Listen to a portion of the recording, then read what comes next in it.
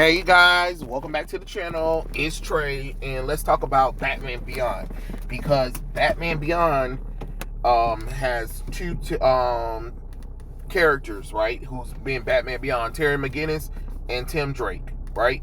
And what happened is, with the whole Dark Tomorrow special and We Were Yesterday thing, a lot of the timelines and characters has been pulled into the past and presents and futures and all that kind of stuff. And what happened is that people are upset that the Batman Beyond that they thought was Terry McGinnis has been revealed to be Tim Drake. Now people are upset at DC because they're like, no, nobody care about Tim Drake or whatever and stuff like that. But it's just like, well, no, people care about Tim Drake. It's just that DC hasn't cared about Tim Drake in years.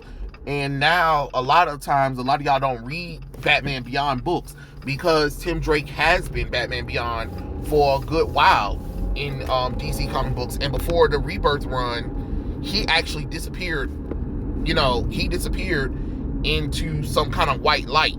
So with that version of Batman Beyond disappearing after taking up the mantle of Batman Beyond after Terry McGinnis died in Futures End, right?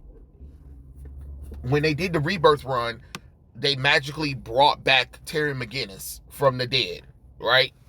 And he had no memory of how he died.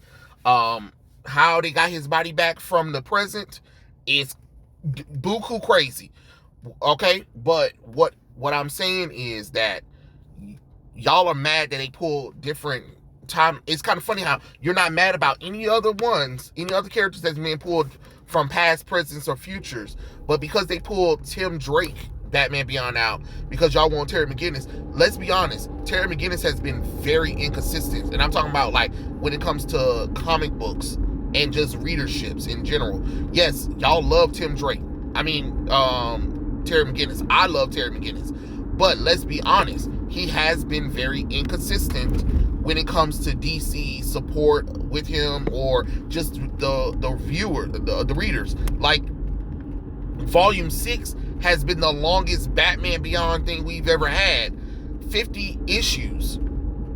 50 issues while when he first started, it was fluctuating between 8, 16, 20, 24, 12. Like, his comic book runs, as much as people love Terry McGinnis, has been very inconsistent. And I'm not trying to sit up here and say, oh, Tim Drake is Batman Beyond is better. No, I'm not saying that. But what I'm saying is that as much as we love Batman Beyond, they have been very inconsistent, and especially when it comes to people who don't really read Batman Beyond. And I know a lot of people don't read Batman Beyond, because if you pull up any information about Batman Beyond on them, they be like, oh, I don't know about that. And on top of that, the inconsistencies with the timeline, because you have Batman Beyond the animated, the DCAU one, where they're picking up the comic books, but it's taking place in the DCAU. Then you have the timeline where it's in comic book canon now, but it's still taking the DCAU timeline stuff and adding it to it. Like, it actually is picking up, it's actually merging continuity from post-crisis, and it's mixing the DCAU stuff up. So you got that timeline. Then you have the timeline of the what if future, where this could be a potential future for Batman and Superman. Like when Superman and Batman did team up books or whatever, they did a future timeline where, Bruce Wayne is no longer Batman, but you have Terry McGinnis. You have that timeline. Then you have the timeline of, okay, it takes place in post-crisis, and here is Batman Beyond. This is what's going to happen in DC's future. Like, this is the canon future of the DC post-crisis. Right? Now, you have the New 52 timeline, which is Futures End, where Terry McGinnis was introduced. He becomes Batman Beyond because Batman lost all his Robins and stuff like that. And the last Robin that survived was Tim Drake after the Battle of Paris. after the Almanac killed off everybody or turned them into half superheroes, half things, and Robin lost contact with everybody, assuming that his entire family was dead. He, took refuge at a bar and decided to become a bartender, right? Now, what dragged him into it is something happened with Brainiac. Terry McGinnis comes back to the past, tries to stop everything that's going on, and sacrifices himself to prevent the future. But in doing so, he dies, which leaves Tim Drake, the only person left at the time, to finish Terry's mission. He finished Terry's mission, and because that happened, it created a new timeline, sort of, but pulled Tim Drake back into the future that Terry McGinnis came from, where it's still the New 52's timeline of Futures End, where things went haywire. Then, after Tim Drake actually finishes the mission in the future, he gets mysteriously transported somewhere. White light, that's it for him. Then we get to the Rebirth era, which is the longest running Batman Beyond book series, which is 50 issues, which picks up after all of that happens, where Terry McGinnis magically comes back alive. How did they get his body? Don't know. You know what I'm saying? And that's where we're at with Terry McGinnis, where Terry McGinnis is now dealing with the aftermath of, hey, Bruce Wayne is dead. Now he has to figure out how to be Batman and do things without Bruce Wayne being there. That's the Neo years, right? So that's where Terry McGinnis is at. But remember, We Are Yesterday is pulling different characters from different parts and continuity of the DC universe. So if Terry McGinnis is already fine where he was at, why would DC drag him into that event? Even though I know a lot of you guys want that to happen, but remember what I said about at the end of Tim Drake's run as Batman Beyond. He mysteriously disappeared in white light. That white light was some time-breaking continuity. Now, that Batman Beyond was pulled out of that light, that light time continuity alteration thing or whatever. Tim Drake Batman Beyond has been stuck in a time jail cell, pretty much. So it makes sense that they would actually pull that version of Tim Drake Batman Beyond out, because the Batman Beyond that we have now with Terry McGinnis is doing fine. And I know a lot of y'all want Terry McGinnis and stuff like that, but I think they're still doing his, I don't know if they're doing his run now, but maybe they'll do a new one, but it's probably because he's off limits right now, because Milestone's universe is using him with the static Batman Beyond team up book.